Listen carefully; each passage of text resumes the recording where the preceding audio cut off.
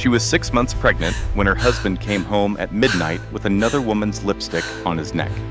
But here is what he did not expect. She did not scream. How can you just stand there She did looking not at me cry. like that? She did not beg him to stay. It's your baby too, Instead, Caleb. She disappeared. Within 72 hours, she had withdrawn every dollar from her personal account, deleted all social media, Finally here. disconnected her phone number, Oh, she's and drove beautiful, 8 hours north sweetheart. without leaving I a single know. trace I love her behind. so much. Her I husband told you to hired stay a away from private us. You can't just investigator, show up here. I'm not called going anywhere. everyone I have she every knew. right to see my daughter. even begged Not her like mother this. for information, Not ever again. but no one would tell him where his pregnant wife had Wait, gone. look at the fireflies. And when he finally received the letter It's so about his lovely watching newborn them daughter, play. he had exactly 30 days to decide if he wanted to be a father. He let every single one of them pass.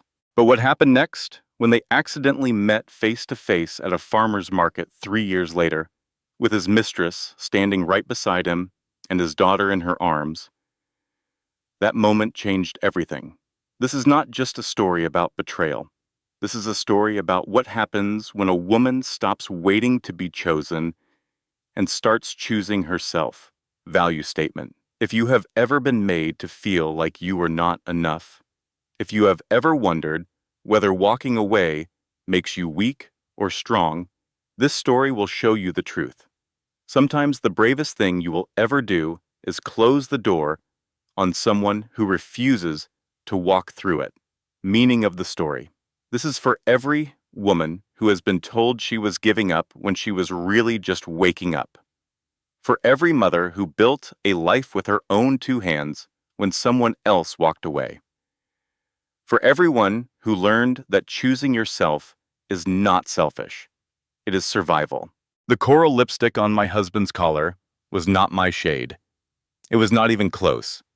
Naomi Cole stood in the kitchen of their Miami penthouse, one hand pressed against her swollen belly, the other gripping the granite counter so hard her knuckles had gone white. The floor-to-ceiling windows behind her framed the city skyline, amber and gold against the November darkness. 32 stories up, the world looked beautiful from here, peaceful, like nothing bad could ever touch them. But bad things had been touching them for months. She had just refused to see it. 6 months pregnant, and she could not remember the last time Caleb had touched her with anything resembling affection. Not the way he used to, anyway. Not the way he had during their honeymoon in Tuscany, when he could not keep his hands off her. Not the way he had on their 3rd anniversary, when he had surprised her with a weekend in the Keys, and they had made love 3 times before dinner. Now he barely looked at her. He looked, and when he did, his eyes slid past her belly like it was an inconvenience rather than a miracle. The clock on the microwave read 11:47. His dinner sat cold on the table for the 3rd night this week. Grilled salmon, roasted vegetables, the sparkling water he liked, still sweating in its glass. She had stopped calling after the 4th voicemail went unanswered. The excuses had evolved over the past 2 months. Client emergencies that demanded his immediate attention, property inspections that ran inexplicably late, investor meetings that somehow always stretched past midnight, even though no investor she had ever met wanted to discuss real estate deals at 1 in the morning. But tonight felt different. Tonight, something in her chest had cracked open, flooding her with a certainty she had been fighting for weeks. The certainty that her husband was not working late. The certainty that those ignored calls were not accidents or oversights. The certainty that her marriage was already over and she was the last one to admit it.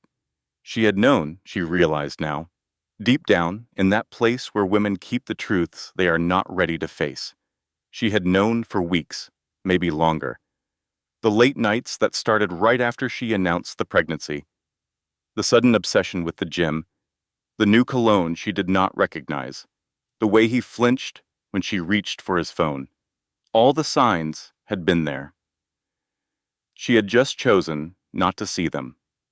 The front door clicked open at 12:15. Naomi's heart stopped, then started again, pounding so hard she could feel it in her throat.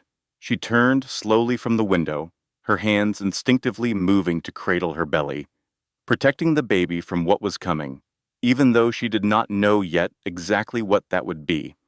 Caleb walked in wearing the same charcoal suit from this morning, but his tie was gone. His collar hung open, the top two buttons undone. His hair was slightly mussed, like someone had been running their fingers through it. And there, just below his ear, was a smudge of coral lipstick. Careless, almost defiant, like he had stopped trying to hide it. "You're still up."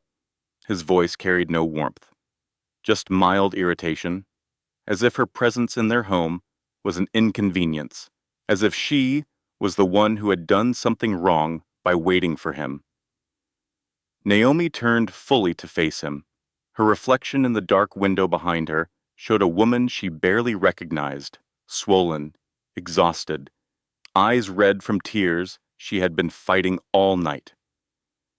This was not the woman who had walked down the aisle 3 years ago, radiant in white lace, believing every word of the vows they exchanged. Where were you? He did not look at her as he set his keys on the entry table. The same entry table where they had made love once, early in their marriage, when they could not even make it to the bedroom. Now it just held his keys and his wallet and his lies. Working. "I told you. Your shirt smells like perfume." The words hung in the air between them. Heavy, undeniable. She watched him carefully, cataloging every micro-expression, the slight tightening of his jaw, the way his shoulders stiffened almost imperceptibly, the split second of calculation in his eyes as he weighed his options. For a moment, she thought he might actually try to lie. She could see him running through the excuses in his head. A client who hugged too long, a colleague who wore too much fragrance, some plausible explanation that would buy him another few weeks of deception. Instead, he exhaled through his nose and met her eyes with something worse than guilt. Indifference. "I cannot do this anymore, Naomi."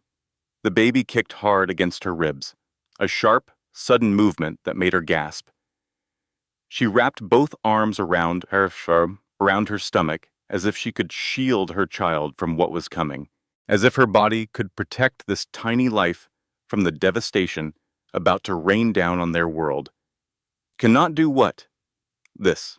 He gestured vaguely at her, at the apartment, at their life together, at the expensive furniture and the designer kitchen and the view that cost them $8,000 a month. "You have been impossible since you got pregnant. Everything is a problem. You are tired. You are emotional. You need this. You need that. I feel like I am suffocating." Her voice came out steadier than she expected. "I am carrying your child, and I have been taking care of everything else.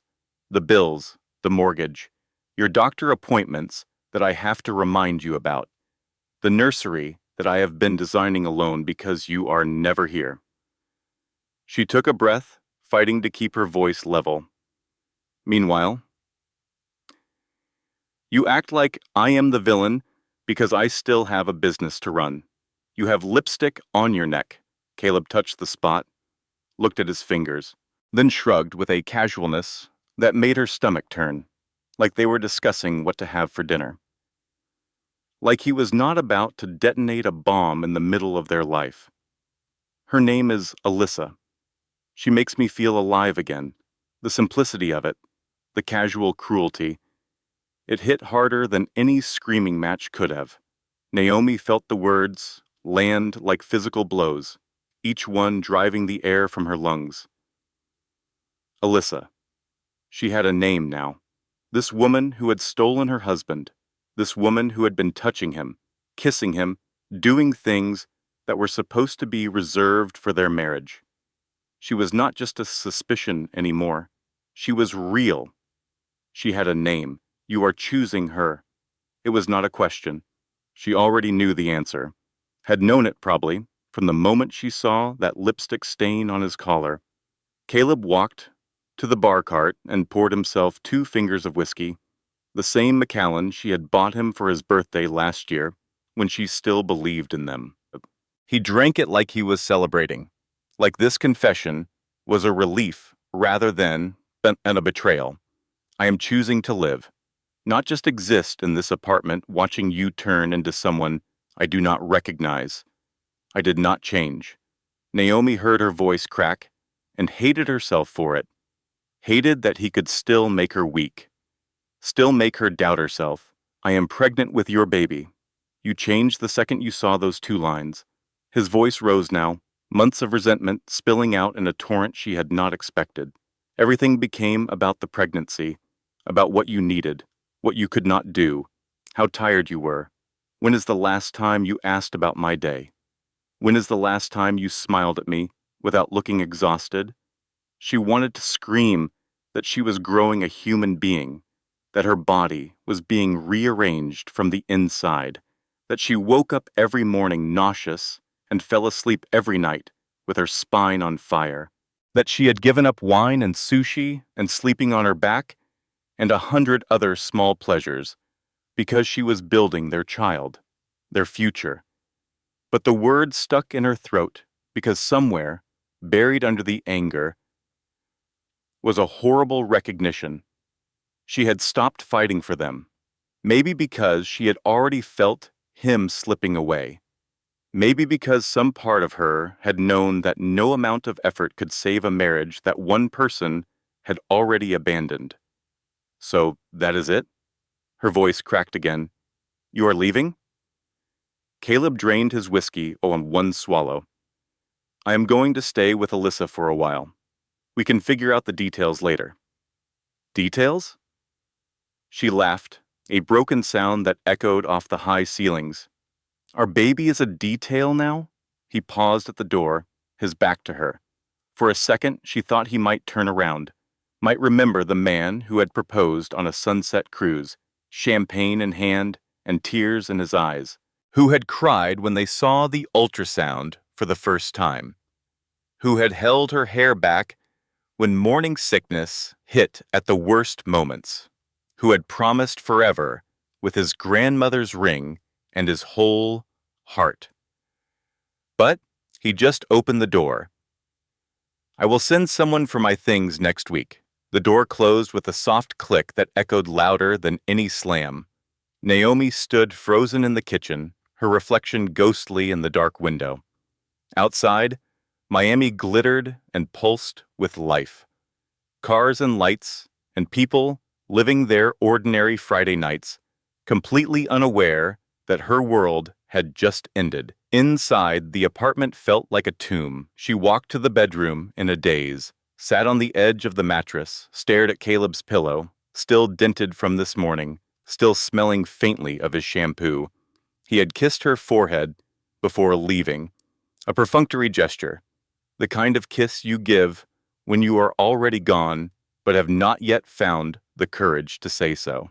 And something inside her simply stopped, not her heart, not her breath, but the part of her that had spent 6 years building a life with a man who had just walked out like she was nothing, like their marriage was nothing, like the baby growing inside her was nothing. The baby kicked again, harder this time, as if trying to remind her, you are not alone. I am here. I need you. Naomi placed both hands on her belly and whispered into the silence of the empty apartment. It is okay, sweetheart. We are going to be okay. But as she said it, she was not sure who she was trying to convince. At 2:30 in the morning, she was still awake when her phone buzzed, a text from an unknown number. He is with me now, just so you know. Attached was a photo. Caleb asleep in an unfamiliar bed, white sheets tangled around him. A young woman's arm draped possessively across his chest. Blonde, beautiful. Smiling at the camera with victory in her eyes. The mistress, Alyssa, sending proof of her conquest, rubbing salt in a wound that was still bleeding. Naomi stared at the image until her vision blurred. This woman looked maybe 24, Young enough to be impressed by Caleb's money and success, young enough to believe his lies about a wife who did not understand him, young enough to think she had won something worth having. She did not know yet that she was just a symptom, that Caleb would eventually get bored of her too, that men who left their pregnant wives rarely became better men for the women who helped them leave. But that was not Naomi's problem anymore. She set the phone face down on the nightstand, turned off the lamp, lay in the darkness with her hands on her belly. She did not cry. She did not scream. She just breathed. And somewhere, in that suffocating silence, a decision began to take root. Quiet, cold, and absolutely certain. If he wanted to live a life without her, fine. She would build a life where he no longer existed. Naomi woke to sunlight burning through the curtains and a text from her mother. "How is my grandbaby today? Lunch this week?" She stared at the message, her thumb hovering over the keyboard. How did you tell your mother that your husband had chosen someone else, that he had looked at you 6 months, pregnant with his child, and decided you were not worth the effort, that he had traded everything you built together for a woman young enough to still believe in fairy tales? She set the phone down without answering. The apartment felt different in daylight, colder somehow, even though the thermostat showed 72 degrees. Every surface held a memory that now felt like evidence of her own stupidity. The Italian leather couch they had bought after Caleb's first major hotel acquisition, celebrating with champagne and promises of a future full of more successes. The abstract painting he had surprised her with on their 4th anniversary, claiming he had noticed her admiring it in a gallery window. The coffee maker she had used alone this morning, while he probably woke up, tangled in sheets, that smelled like someone else's perfume. She had built her whole life around this man, around this apartment, around a future that no longer existed. Her phone buzzed again. Caleb this time. "Need to talk about logistics. Can you find another place for a few months?" Naomi read it 3 times, each pass making the words more absurd. He wanted her to leave, the apartment they had lived in for 4 years, the home where she had planned to bring their baby, the nursery she had spent months designing, choosing paint colors and furniture and the perfect mobile to hang above the crib. He wanted her to leave so he could what? Move Alyssa in? Continue living his life as if she had never existed? Her fingers moved before her brain could stop them. "This is my home too." The response came immediately. "My name is on the lease. We can discuss it like adults or make it complicated. Your choice." She threw the phone onto the couch cushions and walked to the bathroom, turned on the shower, let the water run until steam filled the room. Then she sat on the closed toilet lid and finally let herself cry. Not the quiet tears from last night. This was uglier, gasping, choking sobs that made her whole body shake. She cried until her throat burned and her eyes swelled and the baby kicked in protest at the chaos. She cried for the marriage she had believed in, for the husband she thought she knew, for the future she had been planning, for the nursery that might never be used, for the baby who would grow up without a father. When she emerged 20 minutes later, puffy-faced and exhausted, there was a voicemail from Caleb's mother. "Naomi, sweetheart, Caleb mentioned you two are going through a rough patch. These things happen, especially with pregnancy hormones. Why don't you come to dinner Sunday? We can all talk through this as a family." Rough patch. As if he had not walked out. As if there was not another woman waiting in her place. As if pregnancy hormones were responsible for her husband's infidelity. Naomi deleted the message without responding. She spent the rest of Monday in a fog, called in sick to her part-time job at the interior design firm, where she had been working reduced hours since the 2nd trimester. Could not stomach food, even though she knew the baby needed her to eat, scrolled through her phone, looking at photos from their wedding, their honeymoon in Tuscany, last Christmas when everything still felt salvageable. There was a photo of them on the beach in Positano. She was laughing at something he had said, her head thrown back, his arm around her waist. They looked happy. They looked in love. They looked like people who would be together forever. How had everything fallen apart so completely? By Tuesday morning, something had shifted. The crying stopped. The desperate urge to call Caleb and beg him to remember who they had been, that stopped too. The hope that he might come to his senses, might realize what he was throwing away, might show up at the door with flowers and apologies, gone. In its place was clarity, cold and absolute. He had made his choice. Now she would make hers. She opened her laptop and created a new document. Titled it simply, Plan, Step 1, Money. Her personal checking account had $3,400. Not much, but enough. The joint account held significantly more, nearly $40,000 from Caleb's recent bonus, but touching it would alert him immediately. He would know she was planning something. He would ask questions. He would try to stop her. She drove to an ATM in a neighborhood she never visited and withdrew $2,000, the daily limit. Cash that could not be traced. Money that would get her far enough away that finding her would be difficult. Step 2. Medical records. She called Dr. Mitchell's office and requested copies of all her prenatal files. When the receptionist asked why, Naomi said she was considering a second opinion, wanted to get another doctor's perspective on some concerns she had. The receptionist did not push back. The records would be ready by Thursday. Step 3. Location. Her mother lived in Asheville, North Carolina, 8 hours north, tucked into the Blue Ridge Mountains, far from the humidity and drama of Miami. Ruth Cole had been widowed for 6 years and lived alone in a 3-bedroom house with a guest room she always kept made up. Just in case, she always said, just in case you ever need to come home. Naomi had thought she would never need to take her mother up on that offer. She had built a life here, a marriage, a career. She was supposed to raise her daughter in Miami, close to the beach, with a father who loved them both. But plans change, people change, and sometimes the only option left is the one you never expected to take. Ruth would be shocked.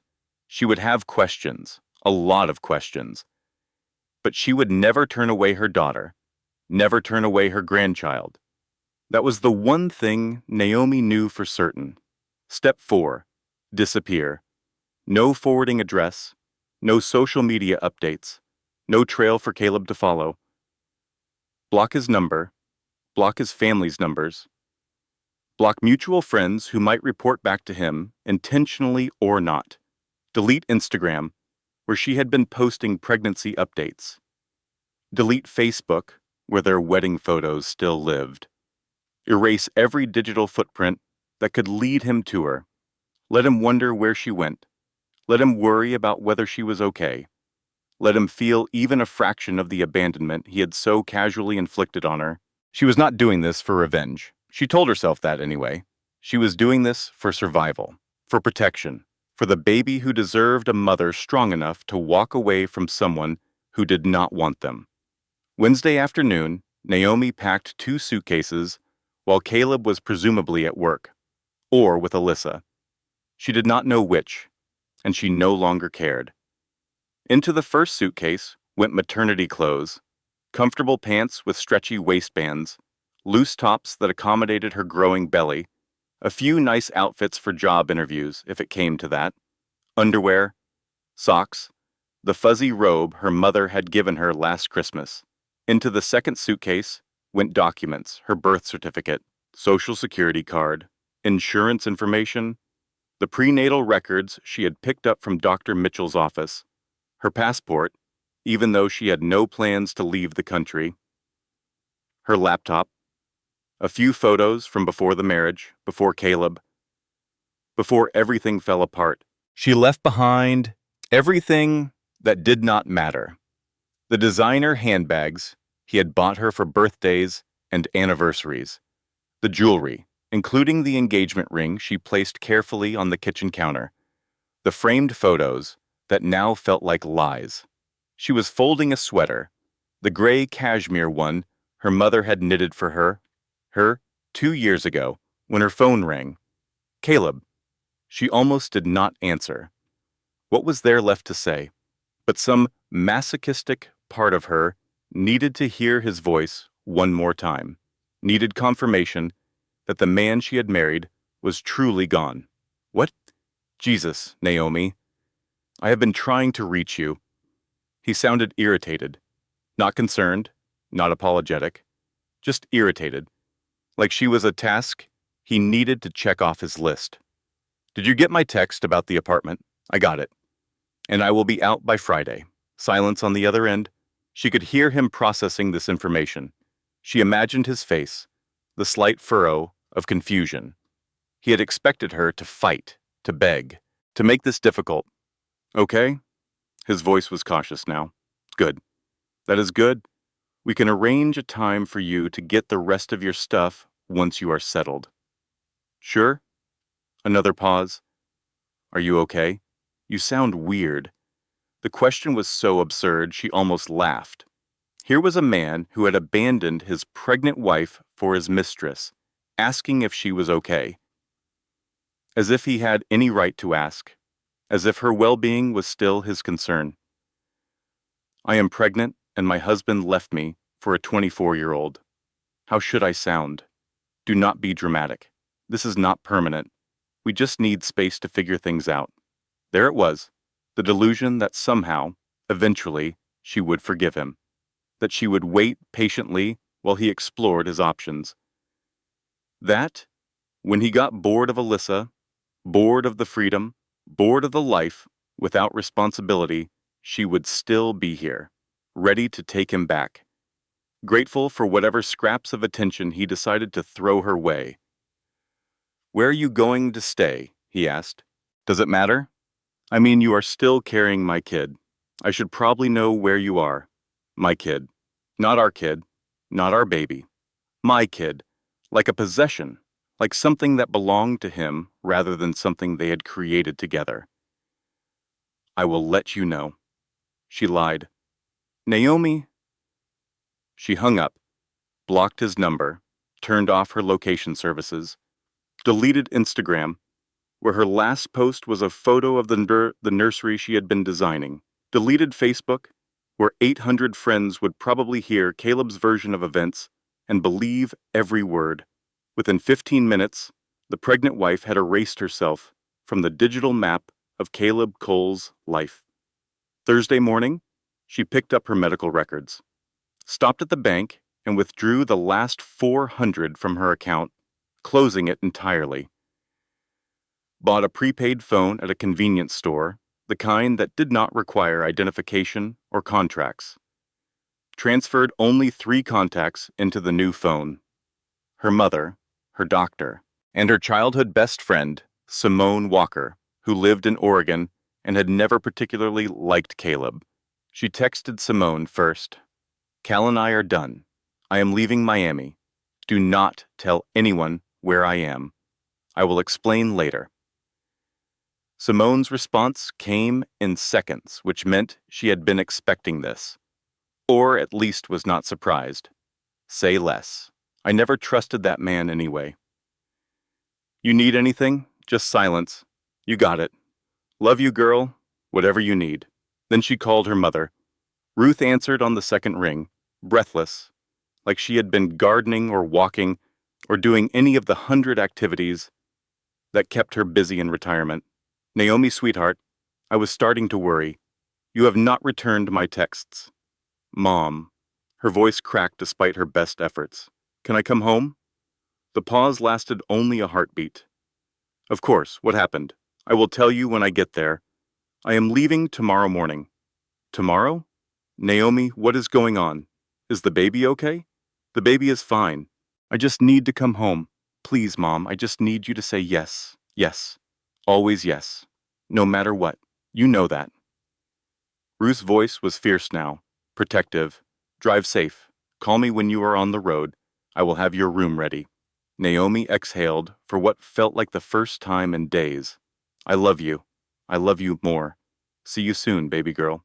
That night, Naomi walked through the apartment one final time. She did not take photos, did not linger over memories, did not let herself feel the weight of everything she was leaving behind. This place had been a home, but homes were built by people who stayed. Caleb had walked out that door 4 days ago and had not come back, had not even tried. This was just an apartment now. Expensive square footage with a nice view. She stood at the window where she had been standing when he confessed, looked out at the Miami skyline one last time. All those lights, all those people living their lives, completely unaware that hers had been shattered. Somewhere out there, Caleb was with Alyssa, maybe at her apartment, maybe at some restaurant, celebrating their freedom, maybe making plans for a future that did not include a pregnant wife or a baby or any of the responsibilities he had decided were too heavy to carry. He had made his choice. Now she was making hers. At 5 in the morning, on Friday, Naomi loaded her car, a modest Honda Accord she had bought before the marriage, when she still had her own money and her own name on the title. The car was 7 years old now, but reliable. She had never traded it in for something flashier, even when Caleb had suggested it. Something about keeping this one piece of her old life had felt important. Now she understood why.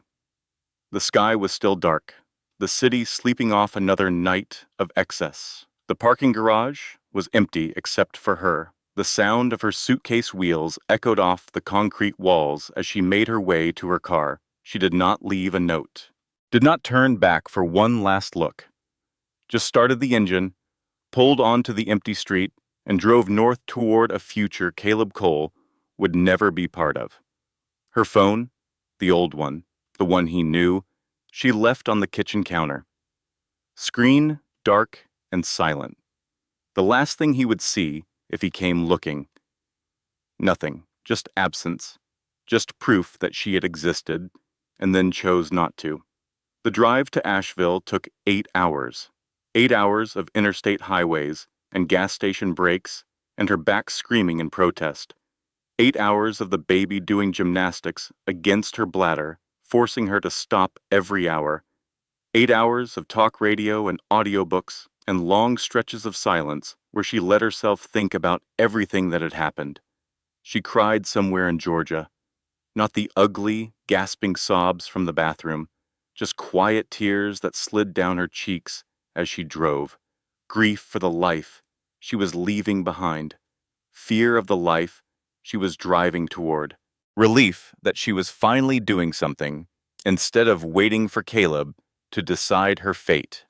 She stopped for lunch at a diner in South Carolina, ordered a grilled cheese sandwich and tomato soup because it was the only thing that sounded appealing. The waitress, an older woman with kind eyes and a name tag that said Loretta, noticed her belly immediately. "When are you due, honey? February? Boy or girl? Do not know yet." Wanted to be surprised. Loretta smiled. "Well, either way, you are going to be a wonderful mama. I can tell." Naomi was not sure how she could tell anything about her, but the words were kind and she needed kindness right now. "Thank you." She arrived in Asheville at 6 in the evening, exhausted and aching and more grateful than she had ever been in her life. The Blue Ridge Mountains rose in the distance, layers of blue and purple against the fading light. The air smelled different here, cleaner, cooler, like pine trees and wood smoke and possibility. Ruth's house sat at the end of a quiet street, a white Victorian with a wraparound porch and window boxes full of late-season flowers. The lights were on, warm yellow light spilling from the windows, welcoming her home. Ruth must have been watching for her because she was on the porch before Naomi even parked the car, wearing the same blue cardigan she always wore, her silver hair pulled back in its familiar low bun, her face a mixture of relief and worry. The moment Naomi stepped out of the car, Her mother's arms were around her, careful of the belly, fierce with protection. "You are home now," Ruth whispered into her hair. "You are safe." Naomi had not realized how much she needed to hear those words until they broke something loose inside her. She cried then, holding on to her mother, like she was 6 years old again, like the world had finally become too big and too scary, and the only safe place left was her mother's arms. "I am so sorry, Mom. I am so sorry to just show up like this. Do not apologize. Never apologize for coming home. That is what home is for."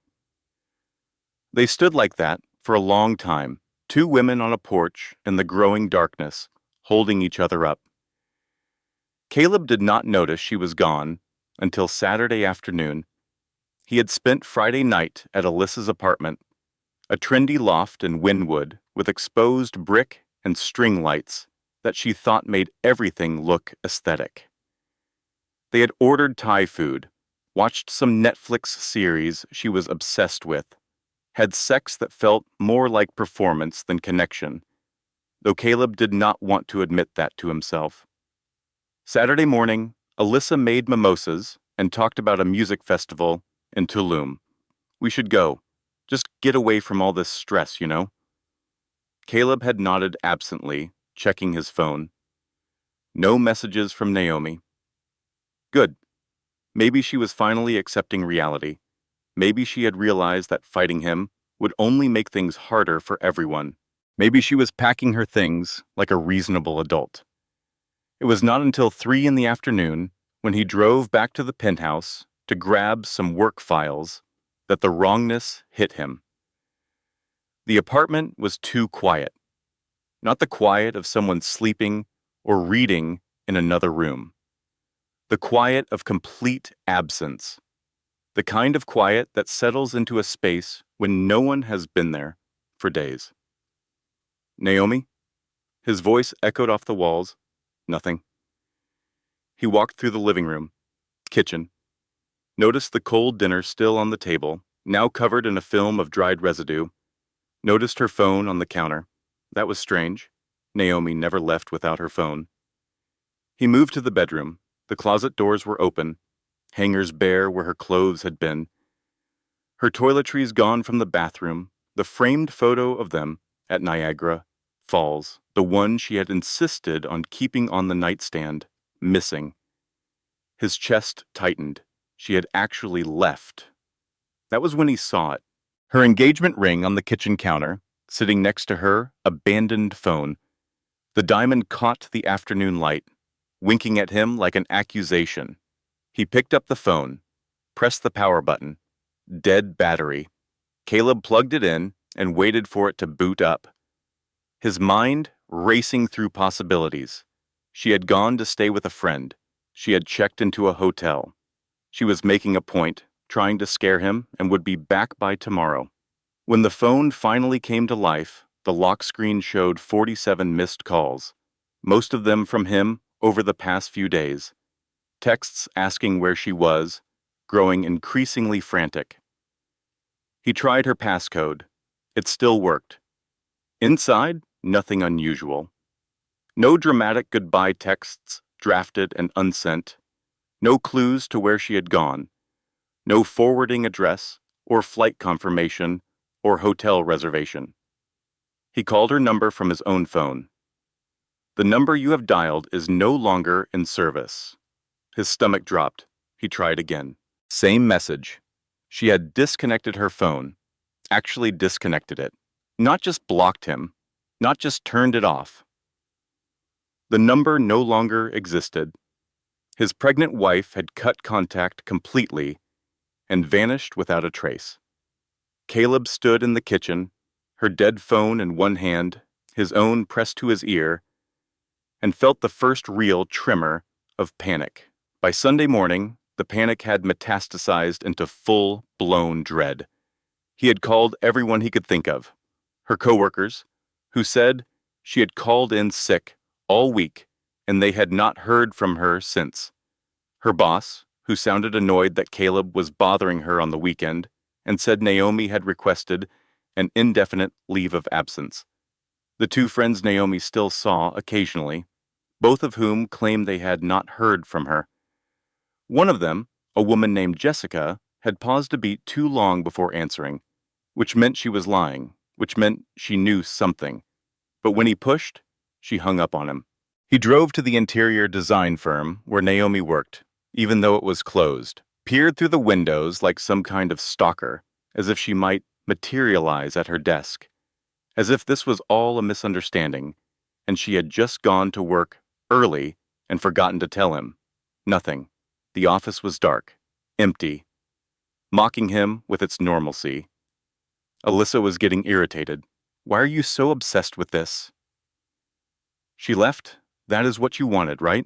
I wanted space. I did not want her to vanish. She is pregnant, not kidnapped. She probably went to stay with family or something. Give her a few days to cool off and she will come back with her tail between her legs, begging you to take her back. She does not talk to her family much. It was a lie, but Caleb realized, with growing horror, that he did not actually know the truth. Naomi had mentioned her mother a few times over the years, but where did she live? North Carolina, he thought. Or was it Virginia? Some city in the mountains? Asheville? Roanoke? He could not remember. The details had always seemed unimportant when he had access to Naomi herself. When she was right there, answering his questions, filling in the blanks, keeping track of the things he could not be bothered to remember. Now, those details felt like the only things that mattered. Monday, Caleb did something he had sworn he would never do. He called Naomi's mother. He did not have Ruth Cole's number saved in his own phone. In 6 years of marriage, he had only met the woman twice. Once at the wedding, once at a Christmas dinner 3 years ago. He had always meant to visit more, to make more of an effort with his wife's family, but somehow there was always something more important. He found Ruth's number in the contacts on Naomi's abandoned phone. It rang 4 times before a woman's voice answered, weary and guarded. Hello, Mrs. Cole? This is Caleb, Naomi's husband. A long pause. The kind of pause that told him everything he needed to know. I know who you are. The ice in her voice could have frozen the Miami sun. I am trying to reach Naomi. She is not answering her phone, and I just want to make sure she is okay. The baby and everything. I am worried. Another pause. Then, is she okay? Yes, she is fine. So, she is with you? I did not say that. Caleb's jaw clenched. He could feel his control slipping, the panic turning into frustration. Look, I know things have been difficult between us, but she is carrying my child. I have a right to know where she is. A right? Ruth's laugh was bitter and sharp. You had a marriage, Caleb. You had a pregnant wife who loved you. You walked out on her for another woman. And now you are worried about rights? Mrs. Cole, please, do not call this number again. The line went dead. Caleb stared at his phone, rage and fear battling for dominance. Ruth knew where Naomi was. She had to, but she was not going to tell him. His pregnant wife had vanished, and her mother was helping her stay hidden. He tried calling back immediately. It went straight to voicemail. He tried again an hour later. Same result. By the end of the day, he had called 7 times. None of his calls were answered. By Tuesday, Caleb could not focus on work. He had missed 2 meetings and snapped at his assistant when she asked about rescheduling. His business partner, Greg Hartwell, pulled him aside after lunch. What is going on with you, man? You look like hell. Nothing. Just personal stuff. Personal stuff is making you lose a $4 million contract. We had the Reynolds Group ready to sign and you missed the meeting entirely. Talk to me. Caleb exhaled, ran a hand through his hair. Naomi left. Greg raised an eyebrow. Left? Or just staying with friends for a bit left? I do not know. She will not answer her phone. Changed her number, actually. Her mom will not tell me where she is. Nobody will tell me anything. Greg was quiet for a moment. Maybe that is your answer, dude. What do you mean? She does not want to be found. That is pretty clear. Maybe you need to respect that. She is 6 months pregnant with my kid. I cannot just let her disappear. Then she will reach out when the baby comes. What else can you do? Greg shrugged. You cannot force someone to talk to you. And showing up uninvited, wherever she is, that is a good way to end up with a restraining order. The question haunted him for the rest of the day. What could he do? What options did he have left? Wednesday morning, Caleb called a private investigator. Raymond Torres was a grizzled ex-cop who charged $200 an hour and had a reputation for finding people who did not want to be found. They met at a coffee shop in Brickell, and Caleb laid out everything. The separation, the disappearance, Ruth's refusal to help. I need to know where she is, Caleb said. I need to know she and the baby are okay. Torres took notes on a small pad, his expression neutral. When did she disappear? Friday morning. Almost a week ago. Any credit card activity since then? None that I can see. We had a joint account, but she has not touched it. She had a personal account too, but she closed it the day before she left. Social media? Deleted everything. Instagram, Facebook, all of it. Her accounts are just gone. Torres leaned back, studying Caleb with eyes that had seen too much. Your wife sounds smart. Most people cannot help themselves. They check their email from a new location, use their debit card at a gas station, post something vague on social media for attention. If she has gone this dark this fast, she planned it. This was not impulsive. Can you find her or not? I can try, but I need you to understand no credit card activity under her name means she is either using cash or someone else's accounts. No new address registered with the post office means she is probably staying with family. No utility bills, no lease agreements, nothing in the public record. Torres paused, tapping his pen against the pad. If I had to guess, she is at her mother's place, using that address for everything, keeping her own name off the books entirely. Her mother lives in North Carolina, Asheville, I think. You think? Torres raised an eyebrow. Caleb felt shame burn through him. I never paid attention to the details. Torres nodded slowly, no judgment in his expression, but plenty of understanding. I could dig deeper, run background checks on her relatives, stake out the mother's address, see if your wife's car shows up, but that is going to cost you significantly more. Surveillance is not cheap. And honestly, if she has gone to these lengths to disappear, she does not want to be found. Showing up uninvited could backfire legally, especially with a pregnant woman involved.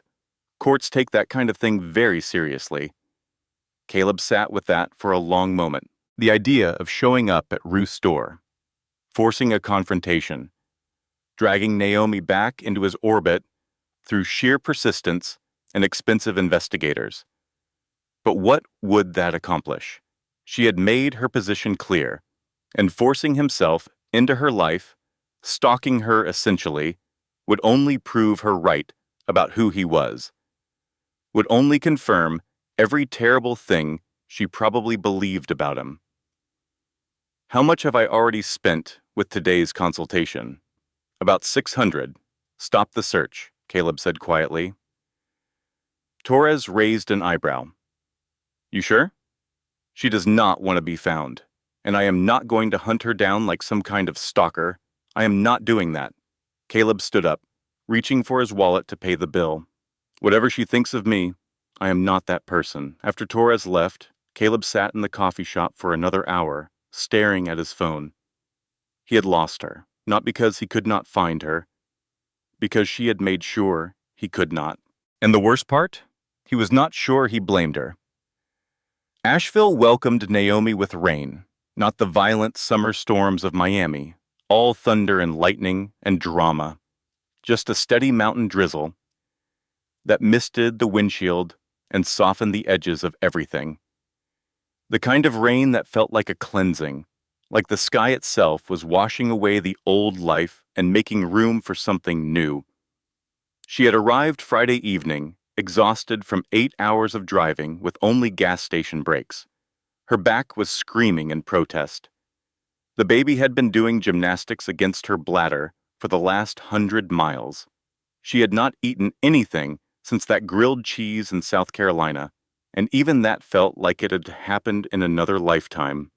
But when she pulled into her mother's driveway and saw Ruth waiting on the porch, silhouetted by the warm light spilling from inside, none of that mattered anymore. She was home. Now, 3 weeks later, she was starting to remember what normal felt like. The guest room had become hers.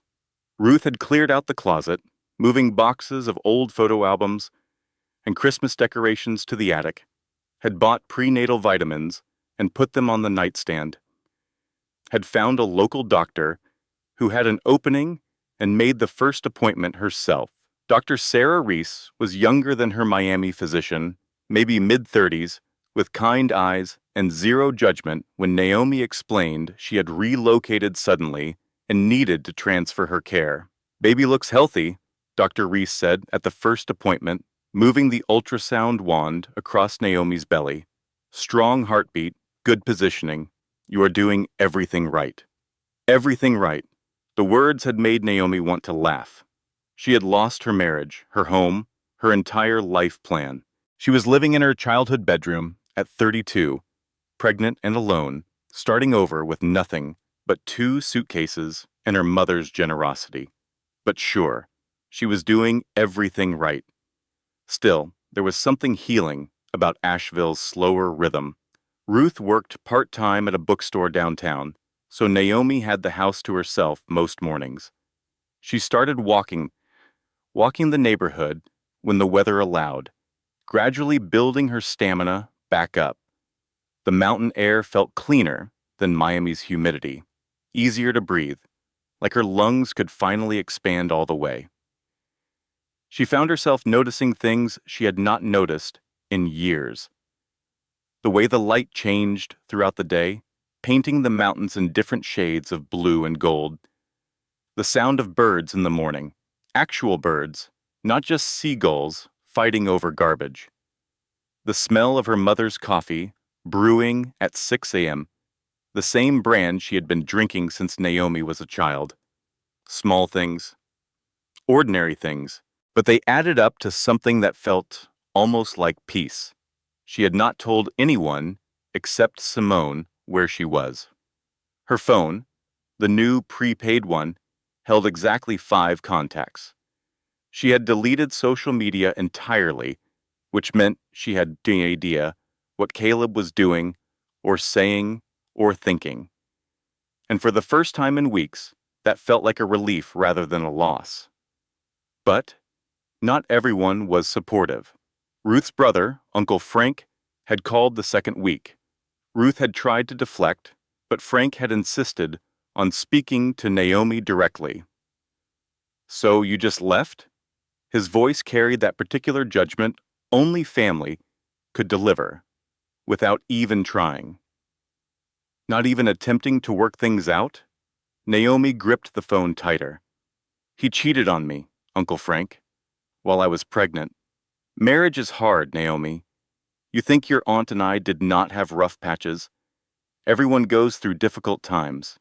You kids these days just give up at the first sign of trouble." He walked out first. "He told me he chose someone else, and you made sure he could not come back. That is on you, not him." Frank sighed, heavy with disapproval. "Your father would be ashamed of you giving up like this. Not even fighting for your family." The words hit like a physical blow. Her father had died when she was 22, before she ever met Caleb. He had never gotten to walk her down the aisle, had never gotten to meet his grandchild, and now Uncle Frank was invoking his memory to shame her for protecting herself. Naomi ended the call without responding, hands shaking, tears burning behind her eyes. Ruth found her crying in the bathroom 10 minutes later. What did Frank say? That Dad would be ashamed of me? Ruth's face hardened. Her jaw set, in that way Naomi recognized from childhood, the look that meant someone had crossed a line. Your father would be proud of you for protecting yourself and his grandchild. Frank is an idiot who has never had an original thought in his life.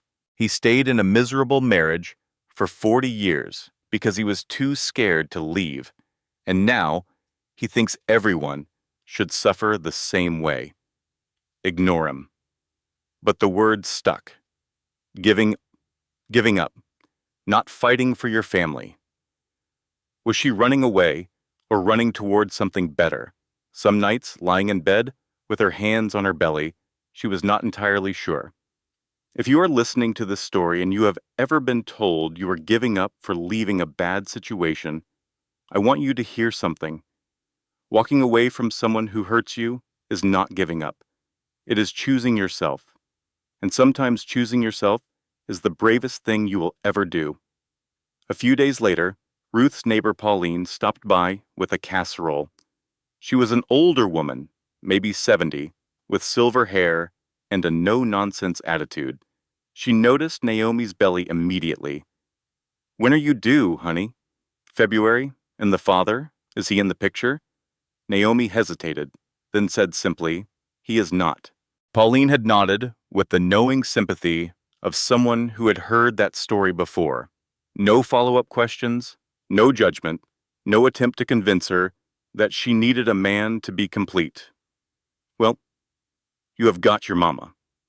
And that is worth more than most husbands anyway." The nights were harder. That was when the doubt crept in. When Naomi lay in bed with her hands on her belly, wondering if she had made the right choice. If she should have stayed and fought for her marriage. If there was something she could have done differently. If Caleb was looking for her. Regretting everything, desperate to make it right. Then she would remember the coral lipstick on his neck. The casual cruelty of "I am choosing to live." The photo Alyssa had sent at 2 in the morning, victorious and vicious, and the doubt would harden back into resolve. She had also made an unexpected friend. Elise Thornton worked at the bookstore with Ruth, a woman in her early 40s with silver streaking through dark hair and a dry sense of humor that cut through nonsense effortlessly. She had 2 teenage sons, Mason and Tyler, and an ex-husband she referred to only as "the mistake I made at 22. She had invited Naomi to a prenatal yoga class one Saturday, and somehow they had fallen into an easy rhythm. Coffee after class, walks through downtown, conversations that never felt forced or obligatory. Elise did not pry into Naomi's situation beyond the basics. She understood, without being told, that some stories took time to tell, and she never offered unsolicited advice, which Naomi appreciated more than she could say. "You are glowing," Elise said one afternoon as they walked through Grove Park, autumn leaves crunching underfoot. "That whole pregnancy glow thing. It is real on you," Naomi laughed. "I feel like a beached whale, a gorgeous beached whale. Own it." They stopped at a bench overlooking the city. The mountains rose in layers of blue and gold. The air was crisp with approaching November. Naomi felt the baby shift, pressing against her ribs. "Can I ask you something personal?" Elise said carefully. "Go ahead. Do you ever regret leaving?" Naomi considered the question. A month ago, she would have said no immediately, defensively, without even thinking about it. But now, with distance and time, the answer was more complicated. Sometimes I wonder what would have happened if I had stayed, if I had fought harder, demanded couples therapy, made him choose in a different way. She paused, watching a bird hop across the grass. But then I remember the look on his face when he told me he had chosen to live, like I was a cage he had finally escaped. And I think no, I do not regret leaving someone who saw me that way. Elise nodded slowly. My ex used to say I was suffocating him. Turned out he was suffocating himself with his own issues and just needed someone to blame. She smiled without humor. Men are real good at making their failures someone else's fault. Do you ever talk to him? Only about the boys, and only through text. 5 years divorced, and I still want to throw my phone every time his name pops up. Does it get easier? The anger? Yeah, eventually. The disappointment sticks around longer. Elise looked at her, really looked. But the freedom? That makes it worth it. You will see. Naomi hoped she was right. The contractions started at 2 in the morning on November 7th. Naomi woke with a gasp, her hands flying to her belly. For a moment, she was not sure what had awoken her. Then another wave hit, and she understood. This was it.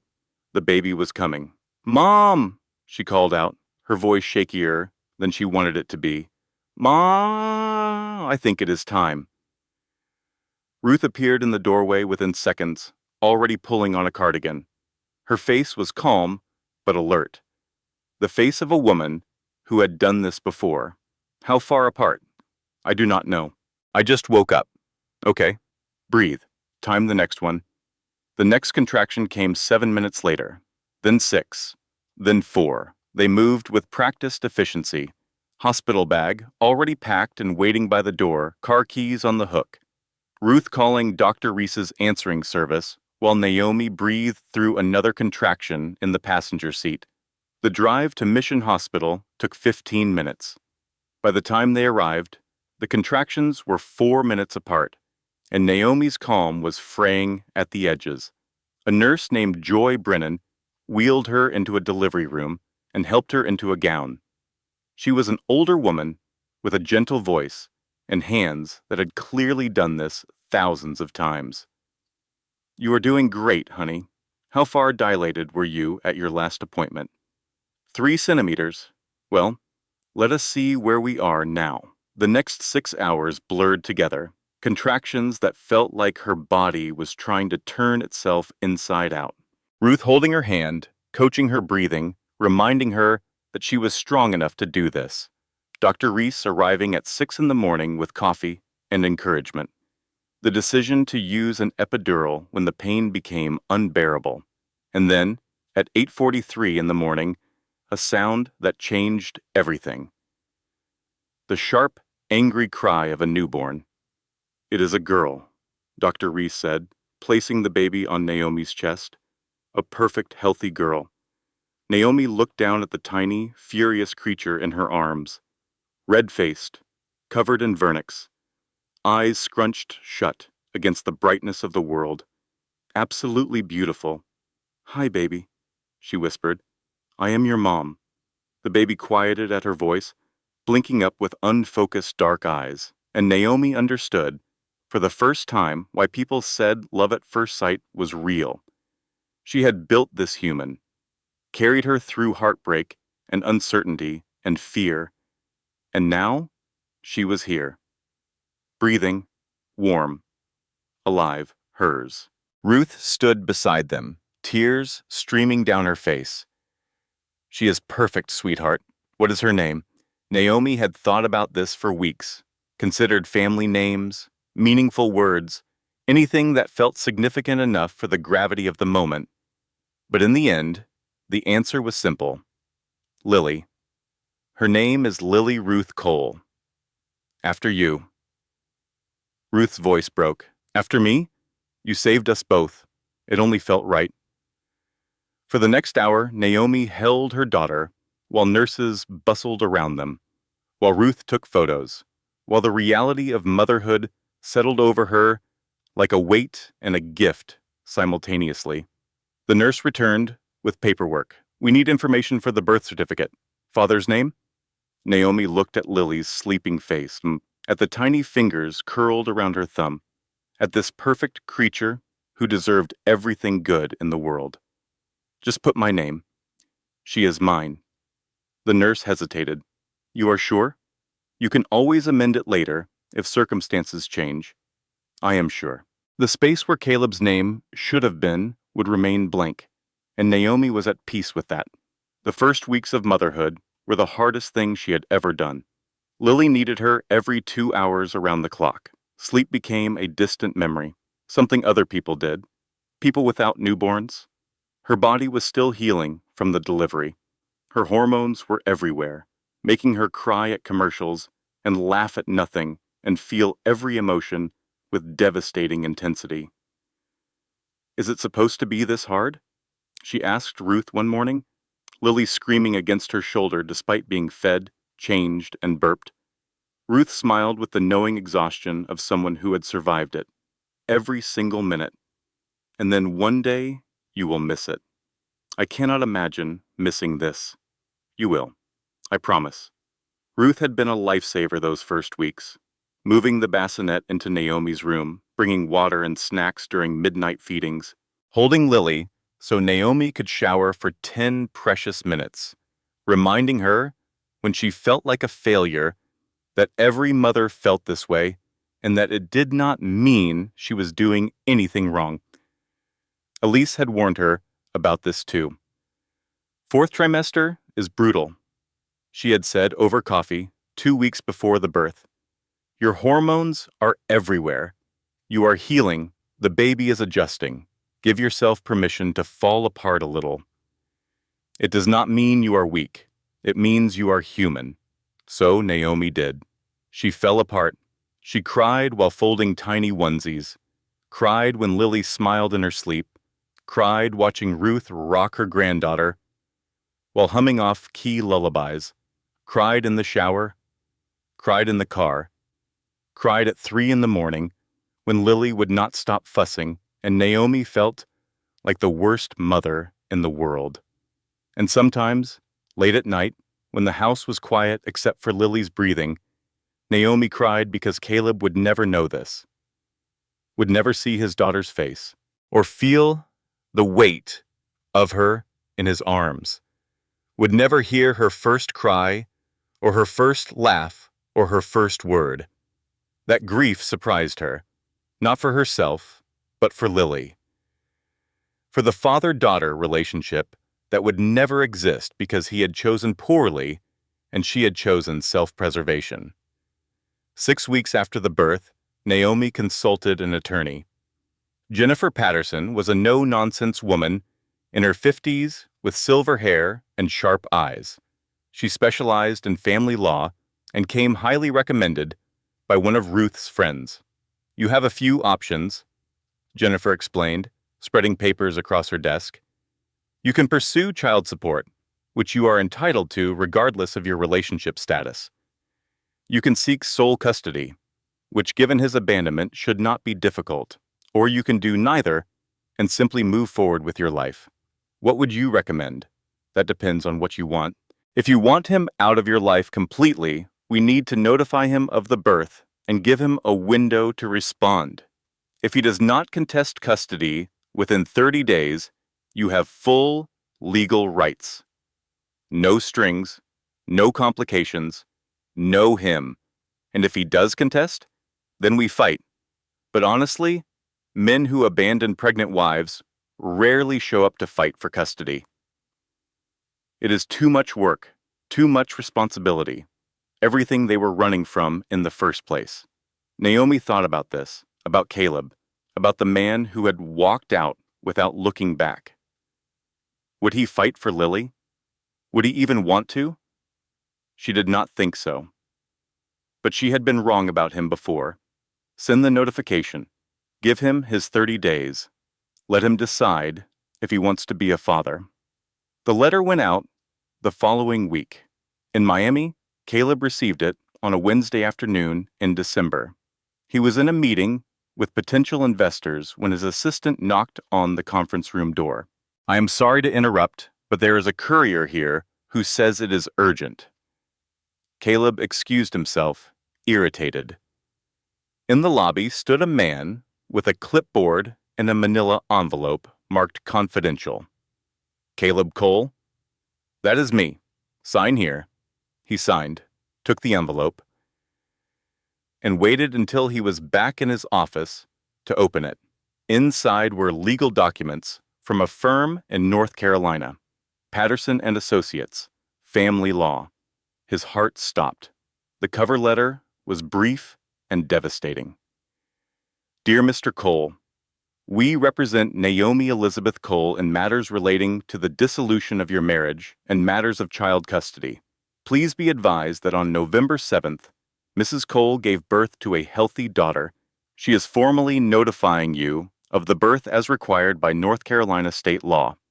However, Mrs. Cole has elected not to pursue child support, visitation, or any form of custody arrangement at this time. She requests that you respect her decision and refrain from contact. If you wish to contest this arrangement or pursue parental rights, please have your attorney contact our office within 30 days. Attached was a copy of the birth certificate. Name, Lily Ruth Cole.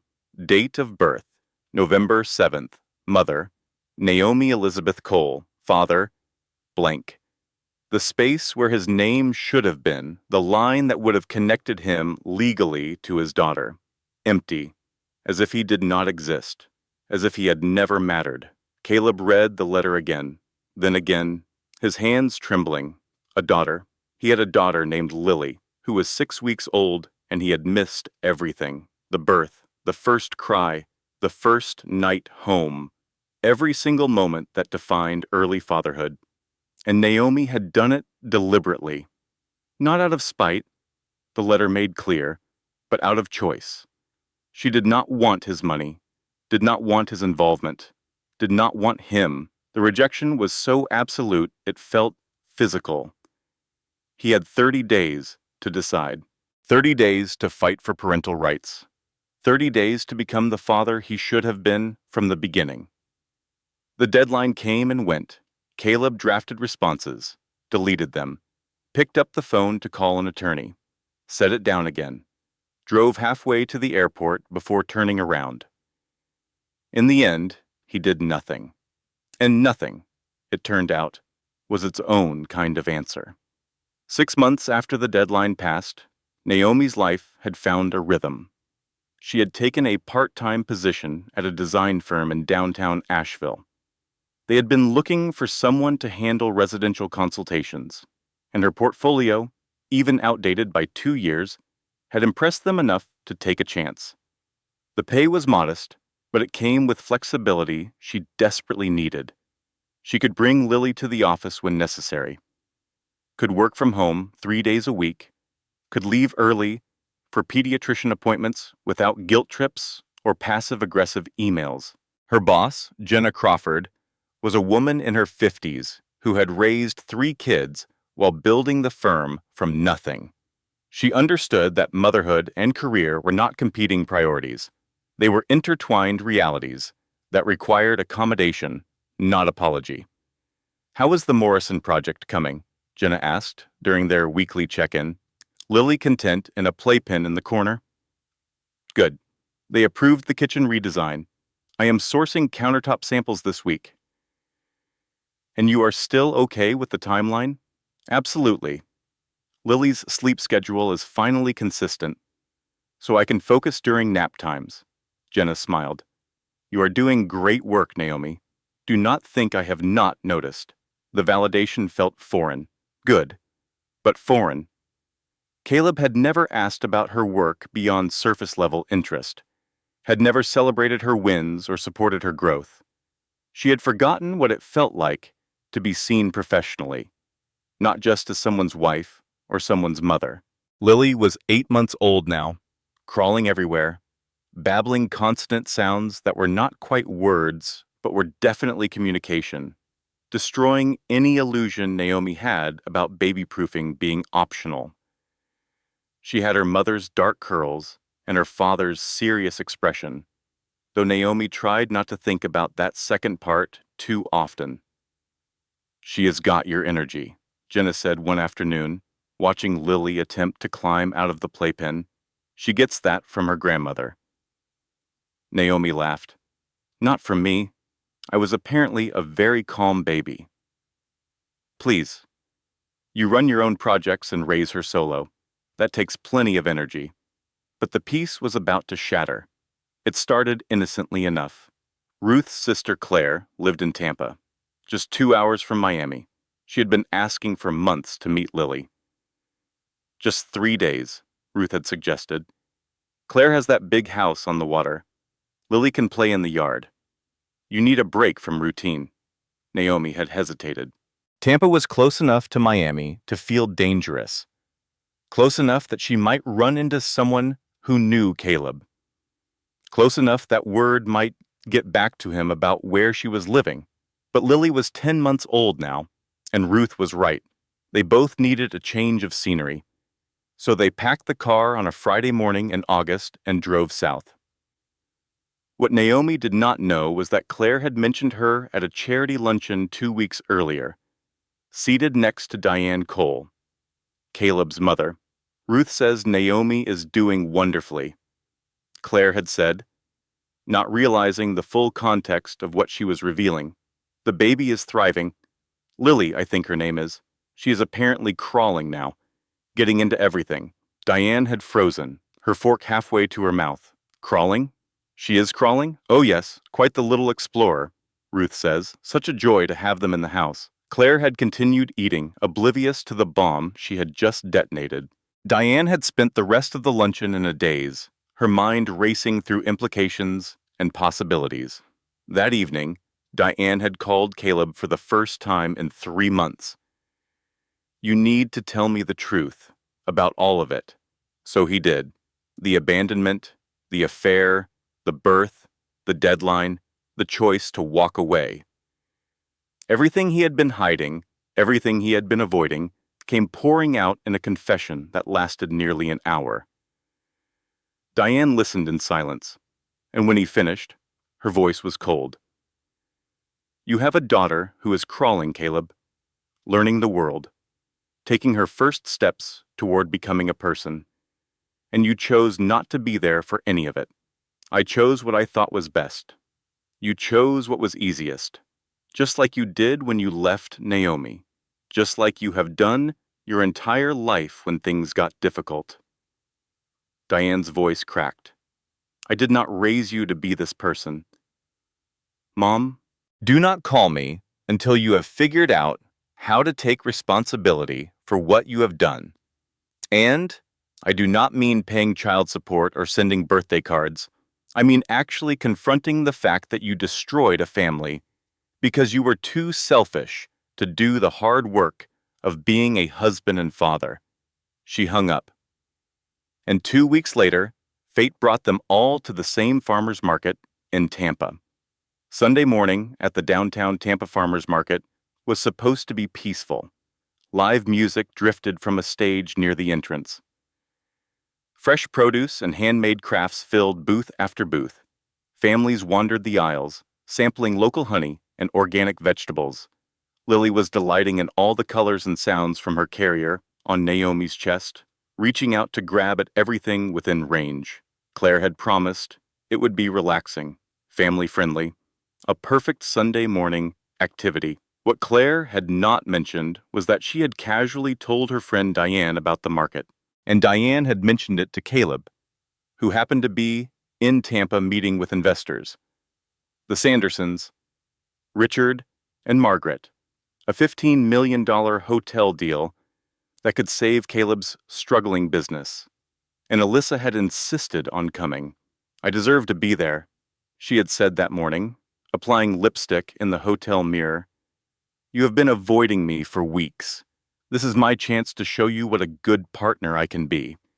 Caleb had not had the energy to argue. He was exhausted. The business was failing. His mother was not speaking to him. He had a daughter he had never met, and probably never would. What difference did it make if Alyssa tagged along? Naomi was examining handmade pottery when she heard it. A voice she had spent a year trying to forget.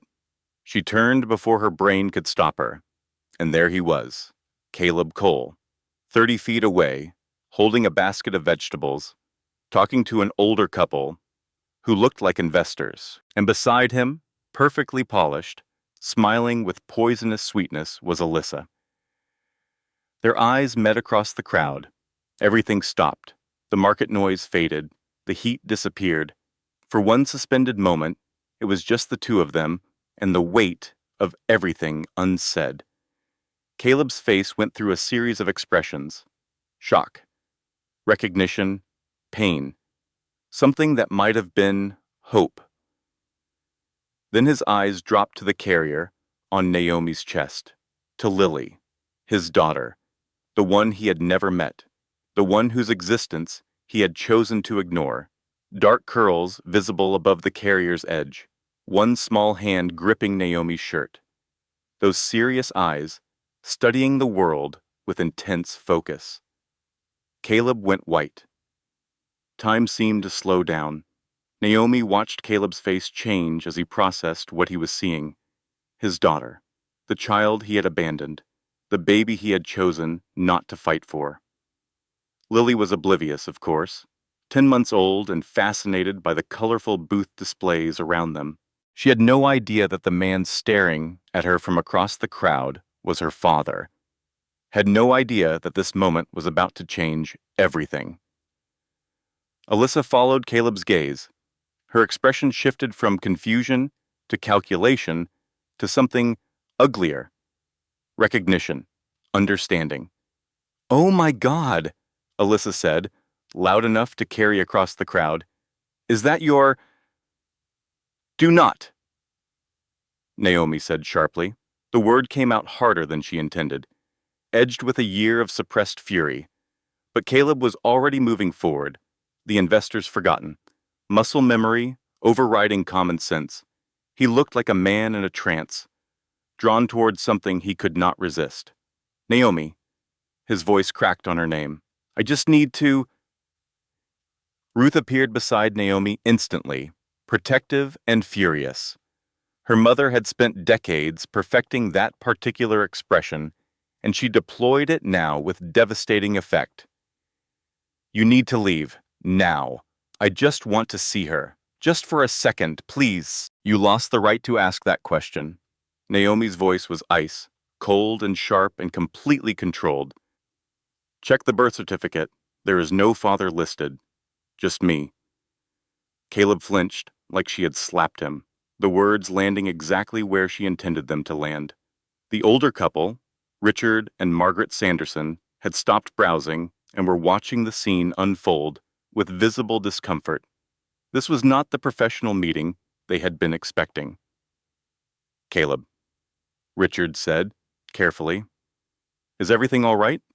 Alyssa stepped forward before Caleb could respond, her voice dripping with false concern, loud enough for everyone nearby to hear. "This is his ex-wife, and apparently his child that he has never met. Quite the situation, is it not?" "Alyssa, shut up," Caleb hissed. "Why? It is the truth." She turned to Naomi, eyes bright with malice. "You know, he has been a wreck over you. Cannot sleep, cannot focus, drives his business partner crazy. You have really done a number on him." "Good," Naomi said flatly. Richard's wife touched her husband's arm, murmuring something. Richard's expression had shifted from uncomfortable to coldly professional. "Caleb, I think we need to reschedule our discussion. This seems like a family matter that requires privacy." "No, wait," Caleb started. But Richard was already guiding his wife away, the $15 million deal walking away because his personal disaster had exploded in public. Alyssa watched them go, then turned back to Caleb with theatrical sympathy. "Oops, that is unfortunate. You did that on purpose," Caleb said, his voice hollow. "Did I? I thought I was being supportive." She smiled, and for the first time Naomi saw the calculation behind it, saw the manipulation that had been there all along. "But since they are gone, you might as well actually talk to her. Is this not what you have been wanting?" Caleb looked at Naomi with something like desperation. "Can we talk? Just 5 minutes." "No. I have been in therapy. I am working on myself. I understand what I did was—" "I do not care." Naomi adjusted Lily's position in the carrier, protective and final. "I do not care about your therapy or your growth or whatever narrative you have built to feel better about abandoning us. You had 30 days to decide if you wanted to be a father. You chose not to. That is the end of the story. But she deserves—" She deserves a father who chose her, who wanted her, who did not need legal deadlines and ultimatums to do the right thing. Naomi's voice cracked slightly. She deserves better than you could ever give her. Lily chose that moment to make a sound, a babbling string of consonants that was not quite words but was absolutely language. "Mama," she said clearly, patting Naomi's chest with one small hand. It was the first time she had said it that distinctly, the first real word.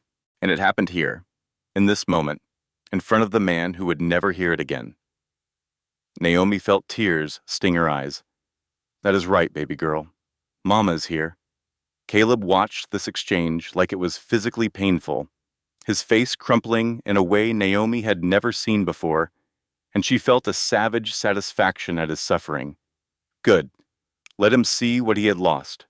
Let him understand that these mundane, precious moments were gone forever because of his choices. Alyssa, sensing the attention had shifted away from her, tried one more time. "You know, Naomi, you are being pretty cruel. He made mistakes, but he is trying." "And who are you?" Ruth snapped. "The woman he was sleeping with while my daughter was pregnant." Alyssa's smile faltered. "That is not... We were in love. You were convenient," Naomi said. "And now you are not even that. Look at him. Does he look like a man in love with you? Or does he look like a man finally understanding what he destroyed?" Caleb closed his eyes. And that was answer enough. Alyssa's expression twisted into something ugly.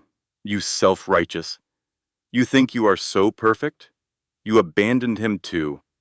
"I left someone who abandoned me first," Naomi said. "That is called self-preservation." "I am sorry," Caleb said. And he sounded it, genuinely, devastatingly sorry. "I am so sorry for all of it. I know you are." Naomi looked at him one last time. Really looked. Seeing not the man she had married, but the stranger he had become. "But sorry does not change anything. Have a good life, Caleb. Just have it somewhere else." She turned and walked away. Ruth beside her, Claire trailing with wide eyes. Behind them, Caleb stood frozen in the crowd. And Naomi did not look back. If you are listening right now, and you have ever had to walk away from someone while they watched, you know how hard that is. You know the strength it takes to keep moving forward when every cell in your body is screaming at you to turn around. But sometimes, the bravest thing you can do is keep walking. The drive back to Claire's house was silent. Lily had fallen asleep in her car seat, completely unaware of the weight of what had just happened. Ruth kept stealing glances at Naomi from the passenger seat. Claire drove carefully, like the car might explode if she made any sudden movements. "Are you okay?" Ruth finally asked. Naomi stared out the window at the Tampa skyline passing by. "I do not know. I thought I was ready. I thought if I ever saw him again, I would be stronger. Instead, I just feel..." "What?" "Tired." Naomi closed her eyes. "I feel tired, Mom. I have been carrying this weight for over a year, and seeing him just reminded me how heavy it still is. You were incredible back there. I was barely holding it together." Ruth reached over and squeezed her hand. "That is what incredible looks like sometimes, sweetheart. Holding it together when everything inside you is falling apart." In Miami, Caleb was falling apart in a different way. The Sanderson deal was dead. Richard had not even bothered to reschedule. His assistant sent a brief email the next morning declining to move forward at this time. $15 million gone because his personal life had exploded in public. And Alyssa had made sure of it.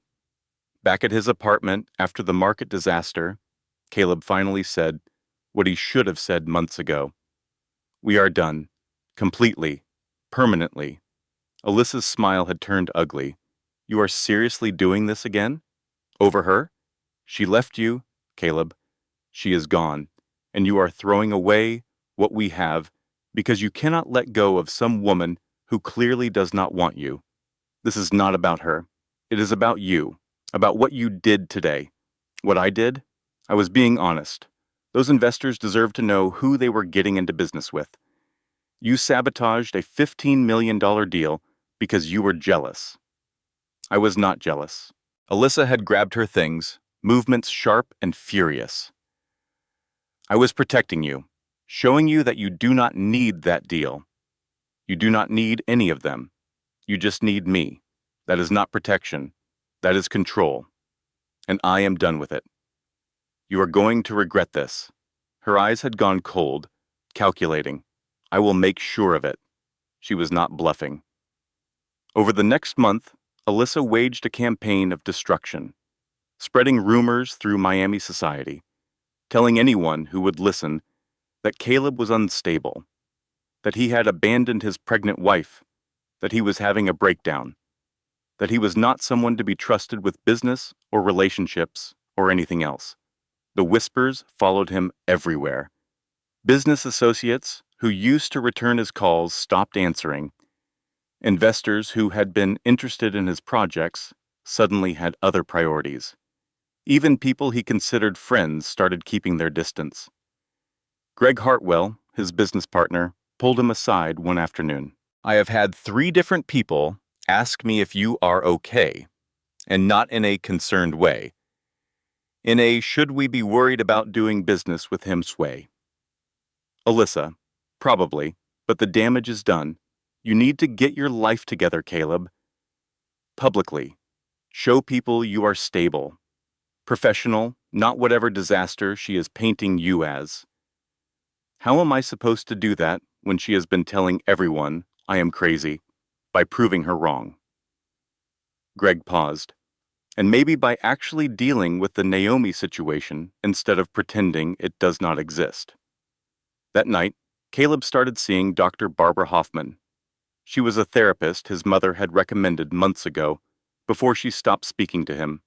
An older woman with silver hair and sharp eyes who did not buy any of his excuses and had no patience for self-pity. You talk about Naomi like she is a problem that needs solving, Dr. Hoffman observed during their second session.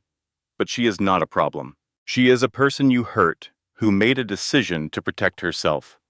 I know that. Do you? Because you keep framing this as something that happened to you. She left. She will not answer. She disappeared. What about what you did to her? Caleb shifted uncomfortably. I made mistakes. Mistakes are leaving the milk out. You made choices. Conscious, deliberate choices that prioritized your comfort over her well-being. So, what am I supposed to do? Just accept that I will never see my kid? You might have to. And maybe that is the consequence you need to sit with. The sessions were brutal. Every week, Dr. Hoffman forced him to confront aspects of himself he had spent years avoiding. His selfishness, his fear of responsibility, his pattern of running from difficult situations instead of facing them. But slowly, over months, something began to shift. Caleb sold the penthouse. Too many ghosts. Too many memories of the man he used to be. He moved into a smaller condo in Coconut Grove. Something manageable. Something that did not echo with emptiness. He stepped back from the business. Let Greg take the lead while he worked part-time as a consultant. The pace was slower. The pressure less suffocating. He had the time to think now. Time to sit with discomfort instead of running from it. And he started volunteering with a youth mentorship program on weekends. Not to redeem himself, he was not naive enough to think good deeds could erase bad choices, but because showing up for other people's kids felt like the only way to acknowledge the one he had abandoned. The only way to channel the love he would never get to give Lily into something that might actually matter. You are becoming a better man. His mother told him one evening, nearly a year after the Tampa incident. They had started talking again, slowly, carefully, not because you have been forgiven, but because you have accepted you will not be. It was the closest thing to peace he had found. 3 years after the Tampa farmers market, Naomi's life had transformed beyond recognition. Lily was nearly 4 now, a whirlwind of energy with her mother's dark curls and a personality entirely her own. She said no constantly, loved blueberries, hated socks, had an opinion about everything from breakfast cereal to bedtime stories, and had Ruth completely wrapped around her tiny finger. The design firm had promoted Naomi twice. She was now a senior partner. Her name on the letterhead, Miller and Associates. She had taken back her maiden name when the divorce was officially finalized. They had their own house now, a modest 3-bedroom with a fenced yard and a maple tree Lily loved to climb. Naomi's name on the deed. Hers. Completely and entirely hers. The village was complete. Ruth, still healthy, still fierce. Elise, now engaged to a kind man who adored her. Becca Lawson and her son Noah, practically family. Life was good, and then came the revelations. The first one arrived in the form of a news alert. Alyssa Monroe arrested for insurance fraud. Naomi had been drinking coffee when she saw the headline. Nearly choked, she clicked through to the article. Multiple victim complaints, fake injury claims. A pattern of targeting wealthy men, investigations spanning 3 states.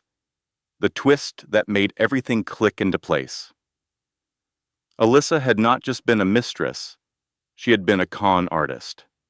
Caleb had been a mark. The affair had been calculated from the beginning. She had done this to 3 other men before him.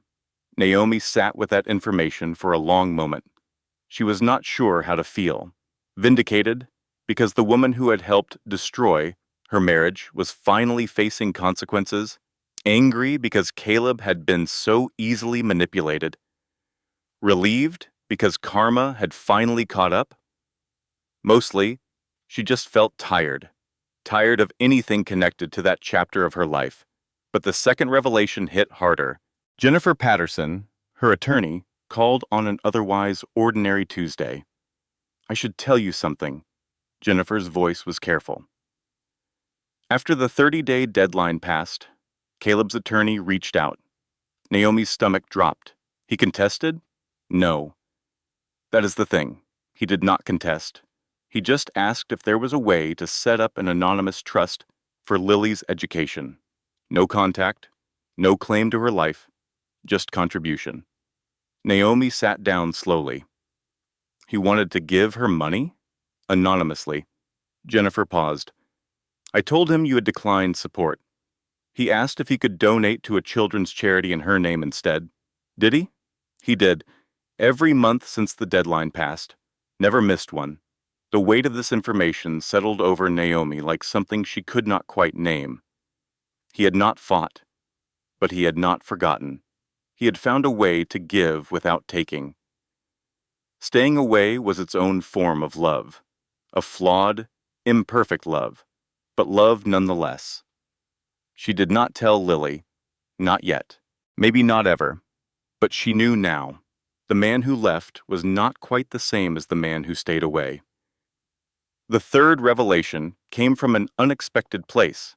Naomi had been going through old boxes in the garage when she found it. A letter, written in Caleb's handwriting, dated 2 weeks before she discovered the affair. It had been tucked into a box of things she had grabbed hastily when packing. She had never noticed it before. Her hands trembled as she unfolded it. If you are reading this, I probably never had the courage to say it out loud. I am not asking for forgiveness. I do not deserve it. I am asking you to know that for one moment, before I ruined everything, I was exactly the man you thought you married. I have been falling apart for months. I cannot sleep. I cannot focus. I feel like I am suffocating under the weight of who I am supposed to be. The successful businessman, the perfect husband, the soon-to-be father. Alyssa makes me forget all of it. And I hate myself for needing that escape. I know this will destroy us. I know you will hate me. I know I deserve it. But I want you to know that I loved you. Past tense now, maybe. Or present tense twisted into something unrecognizable. I hope you find someone who stays the man I should have been.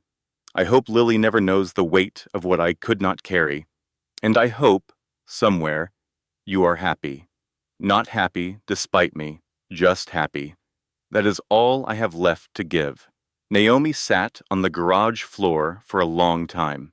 She did not cry, did not rage, just sat with the weight of words he had never been brave enough to say.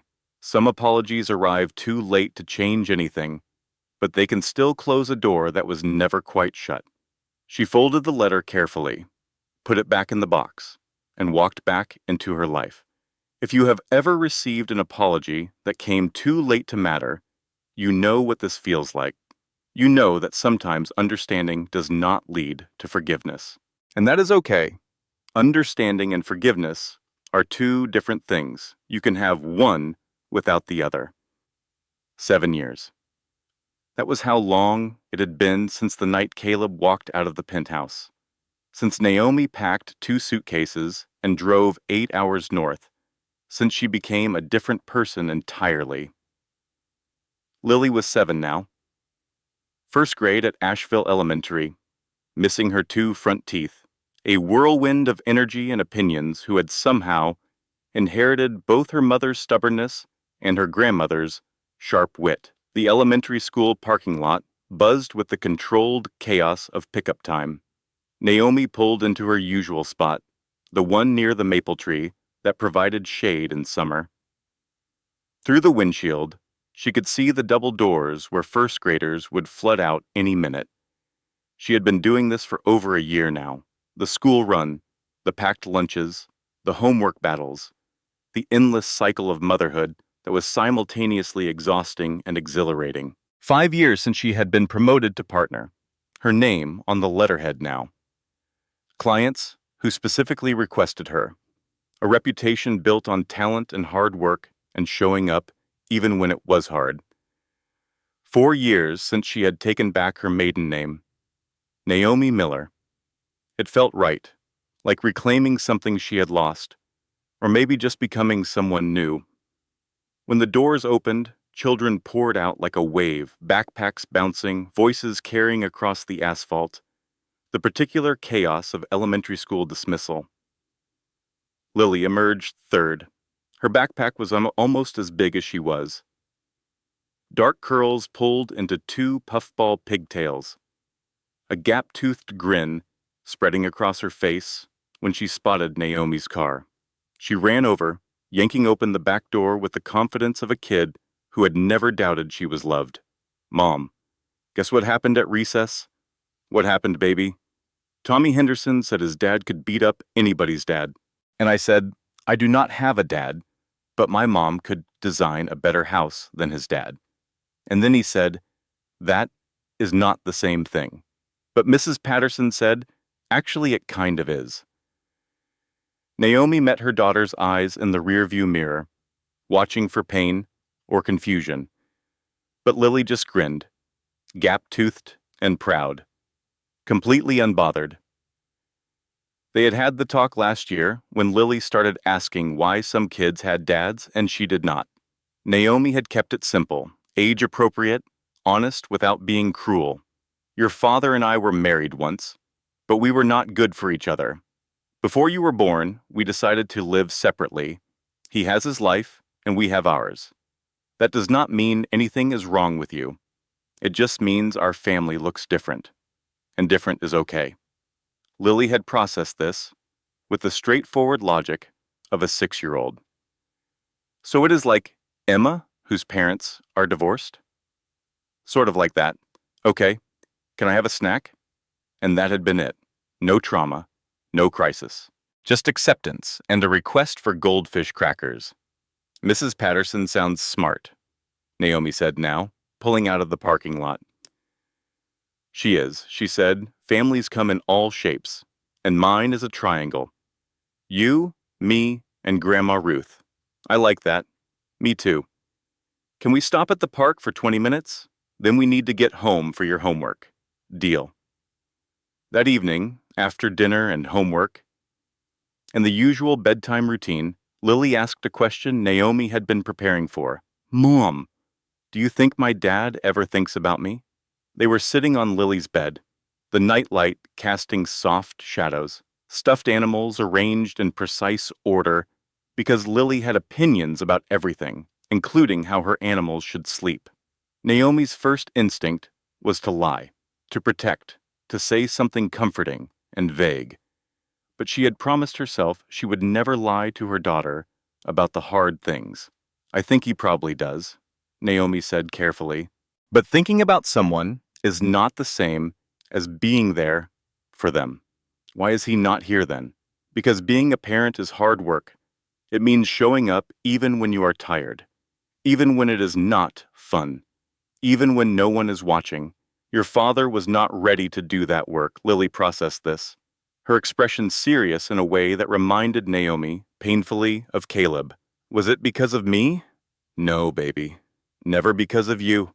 Naomi pulled her close, breathing in the smell of strawberry shampoo and playground dirt. It was about him not being ready. You are wonderful and perfect and deserving of someone who shows up. He could not be that person, so he made the choice to stay away. Do you hate him? The question surprised her. Naomi had to sit with it for a moment, searching for the truth. No, I do not hate him. I am sad about how things happened, and I am angry about some of his choices. But hate takes too much energy, and I would rather spend that energy on you. Lily hugged her tight. I am glad I have you, Mom. I am glad I have you too, sweetheart. So glad. Later that night, after Lily was asleep, Naomi stood on the back porch. The yard was quiet, Lily's swing set silhouetted against the evening sky, fireflies blinking in the grass. Ruth stepped outside, wrapped in a cardigan. Cannot sleep, just thinking about how far we have come, how different everything is. Ruth sat beside her. Any regrets? Naomi considered the question. Really considered it. I regret the years I wasted. I regret that Lily has to answer questions about her father, but I do not regret leaving, and I do not regret any of this. She gestured at the house, the yard, the life they had built. This is home, real home, the kind built on choice, not obligation. Ruth squeezed her hand. You did good, sweetheart. You took something broken and made it whole. We made it whole. You, me, Lily, all of us together. There was a new addition to their village now, Daniel Mercer, an architect she had met through a work collaboration. Single dad, with a 6-year-old daughter named Emma. He was patient, present, showed up without being asked, remembered things she mentioned once and never repeated, listened when she talked about her work. Asked questions that showed he actually cared about the answers. Lily adored him. Emma had become her best friend. Daniel had asked Naomi a question last week. Simple, but significant. I know your history. I know trust is hard for you. It is not hard, Naomi had said. It is just earned. Then let me earn it. Dynamd. One day at a time, no rush. She was still figuring out what that meant. Still learning to trust again. But for the first time in 7 years, she was open to trying. The next morning, Lily came bounding into the kitchen with a proclamation. Mom, Tommy Henderson, said I am weird because I do not have a dad. Naomi's heart clenched. What did you say? I said I have a mom, a grandma, aunties, and now Daniel. That is 4 people. Tommy only has 2, so actually I have more family than him. Naomi tried not to laugh. That is mathematically correct. I know, I am smart. Yes, you are, baby girl. Yes, you are. That evening, Naomi sat on the porch again, watching the sunset paint the mountains gold. 7 years ago, she had been 6 months pregnant, abandoned, broken. She could have stayed broken, could have waited for Caleb to fix it, could have let his choices define her story. Instead, she had chosen herself, chosen her daughter, chosen to show up every single day, even when it was hard. That was the real victory, not revenge, not vindication, not the destruction of the person who hurt her. Just a quiet evening on a back porch. Daughter safe inside. Future wide open. Just surviving until survival became living. And living became thriving. If you are listening to this story and you are in the middle of your own nightmare, I want you to know something. It will not always feel like this. The weight you are carrying right now, it will get lighter. Not because the pain disappears, but because you will get stronger. Strong enough to carry it. Strong enough to build something new. You deserve someone who chooses you every single day. And if that person has not shown up yet, choose yourself. That is not giving up, not giving up. That is the beginning. Daniel's truck pulled into the driveway, Emma tumbling out before the engine stopped, running to find Lily. He walked up the porch steps, sat beside her, took her hand without asking. Good day? Better now. They sat together as the fireflies came out, watched the girls play in the fading light. Let the silence fill with everything that did not need to be said. And Naomi thought, this is more than enough. This is everything.